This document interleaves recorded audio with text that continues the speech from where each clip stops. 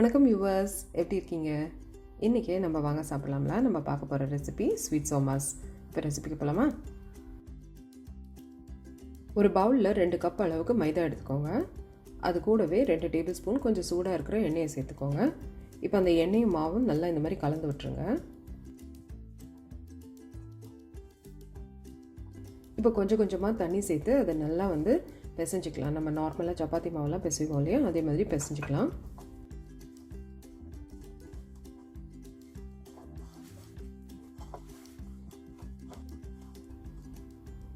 இப்போ இந்த மாவு கவுண்டர் டாப்பில் போட்டு உங்கள் உள்ளங்கையில் நல்லா ப்ரெஷர் கொடுத்து நல்லா இதை நம்ம பிசைஞ்சிக்கலாம். இந்த மாதிரி ஒரு 2-3 நிமிஷம் செஞ்சிங்கன்னா அந்த மாவு நல்லா சாஃப்டாக இருக்கும். இப்போ மாவை திருப்பி பவுலில் வச்சு ஒரு துணி போட்டு மூடி வச்சுருங்க. ஒரு பக்கம் எடுத்து வச்சுருவோம். இப்போ இதுக்கு ஒரு பூர்ணம் ரெடி பண்ணிக்கலாம். அதுக்கு ஒரு பேனில் 1/2 கப் அளவுக்கு பொட்டுக்கடலையை வறுத்துப்போம். பொட்டுக்கடலை நல்லா வறுப்பட்டு அதில் ஒரு வாசனை வரும். அப்போ ஒரு மிக்ஸி ஜாருக்கு மாற்றிக்கோங்க. மிக்ஸி ஜாருக்கு மாற்றினதும் இதை ரொம்ப பவுடராக அரைச்சிடாதீங்க, கொஞ்சம் ஒன்றும் பாதியமாக அரைச்சிக்கோங்க. இப்போ இது ஒரு பவுலுக்கு மாற்றிக்கோங்க. இப்போ அடுத்ததாக ஒரு கப்பு தேங்காவை வறுத்துப்போம். தேங்காய் வறுக்கும் போது ஃப்ளேமை நல்லா லோவில் வச்சு மெதுவாக வறுத்துக்கோங்க. தேங்காய் வறுப்படுறதுக்கு கொஞ்சம் டைம் ஆகும். அது மட்டும் இல்லாமல் தேங்காயில் பார்த்திங்கன்னா நிறைய தண்ணி இருக்கும். அந்த தண்ணி கம்ப்ளீட்டாக ட்ரை ஆகணும். இல்லைன்னா நம்ம சோமாஸ் போடும்போது ஒரு 2-3 நாள் தான் தாங்கும். அதுக்கப்புறமா அந்த காரி போன ஸ்மெல் வரும். ஸோ இப்போ நீங்கள் 1 வாரம் 10 நாள் வச்சுக்கணும் அப்படின்னா கண்டிப்பாக நல்லா ட்ரையாக பவுடர் மாதிரி ஆகிற வரைக்கும் நம்ம அதை வறுத்துக்கணும். இப்போ இதை ஒரு பவுலுக்கு மாற்றிக்கோங்க. இப்போ இது கூடவே முந்திரி சேர்க்குறேன், கொஞ்சமாக கிஸ்மிஸும் சேர்க்குறேன். நீங்கள் எந்த நட்ஸ் உங்களுக்கு பிடிச்சமான எந்த நட்ஸ் வேணாலும் சேர்த்துக்கலாம். சில பேர் வறுத்த எள்ளு கூட சேர்ப்பாங்க, நல்ல சுவையாக தான் இருக்கும்.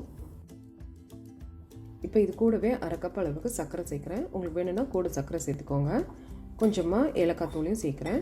நீங்கள் பவுட்ரு பண்ண சர்க்கரை கூட சேர்க்கலாம். ஆனால் சில சமயம் அந்த அடுப்பில் போட்டதுமே அந்த சோமாஸ்லேருந்து அந்த பூர்ணம் வெளியில் வந்துடும், டக்குன்னு அந்த சர்க்கரை கரைஞ்சிரும். அதனால தான் நான் முழுசாக இருக்கிறது சேர்க்குறேன். இப்போ மாவு பாருங்கள் நல்லா சாஃப்டாக இருக்குது. இப்போ நம்ம ஒரு குட்டி பூரி அளவுக்கு இருக்கிற மாவு எடுத்துப்போம். அதை முதல் தட்டிடலாம். உங்களுக்கு அப்படி ரவுண்ட் ஷேப் வரலைன்னா நீங்கள் ஏதாவது ஒரு மூடி அது மாதிரி ஏதோ வச்சு ரவுண்ட் ஷேப்பாக கட் பண்ணிக்கோங்க. இப்போது இந்த பூரணத்தை நடுப்புற வச்சுருங்க, இந்த மாதிரி வச்சுருங்க. அப்புறமா கொஞ்சமாக தண்ணி இந்த மாதிரி சைடில் தண்ணி தொட்டு நல்லா இதை சீல் பண்ணிடலாம். இந்த சீலிங் ப்ராசஸ் ரொம்ப ரொம்ப இம்பார்ட்டண்ட்டுங்க. ஏன்னா ஏதாவது ஒரு மிஸ்டேக் ஆகிடுச்சுன்னா நம்ம அடுப்பில் போட்டதுமே இந்த பூர்ணம்லாம் வெளியில் வந்துடும், அந்த எண்ணெயே கெட்டு போயிடும்.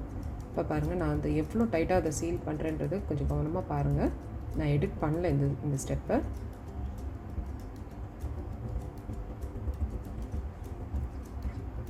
முதல்ல இந்த மாதிரி சீல் பண்ணி அதுக்கப்புறமா நான் இதை பின்ன போகிறேன்.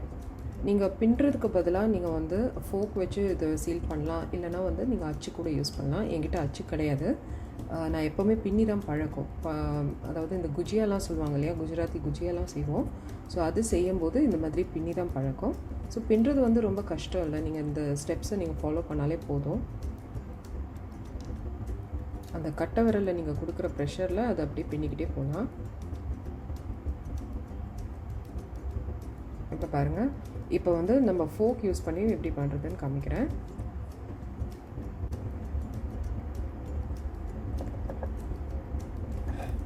அவ்வளோதான். ஃபோக்கு வச்சு லைட்டாக இந்த மாதிரி இப்படி ப்ரெஸ் பண்ணிட்டே போனீங்கன்னா அது அப்படியே சீல் ஆகிடும். ஆனால் பின்னுறது ரொம்ப ஈஸி, ரொம்ப கஷ்டம்லாம் கிடையாது. அச்செல்லாம் தேவையே இல்லை. ஆனால் உங்களுக்கு அந்த மாதிரி கொஞ்சம் கஷ்டமாக தான் இருக்குன்னா நீங்கள் இந்த மாதிரி ஃபோக் யூஸ் பண்ணிக்கலாம்.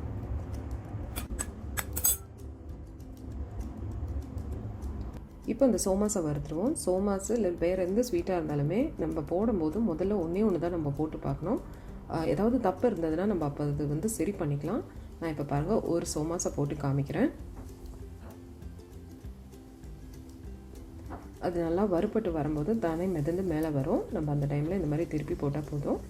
இது ஒரு 5 நிமிஷம் கண்டிப்பாக ஆகுங்க. அந்த சுற்றி இருக்கிற அந்த பபிள்ஸ் பார்த்திங்க இல்லையா, அந்த பபிள்ஸ் அடங்கிறதுக்கு கொஞ்சம் ஒரு 5 நிமிஷம் கண்டிப்பாக ஆகும்.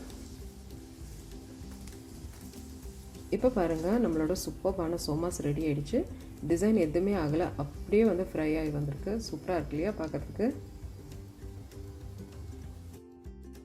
ஸோ இந்த தீபாவளிக்கு கண்டிப்பாக இந்த சோமாஸ் ரெசிபி ட்ரை பண்ணி பாருங்கள். உங்கள் ரிவ்யூஸ் அண்ட் கமெண்ட்ஸ் சொல்லுங்கள். வாங்க சாப்பிடலாம்.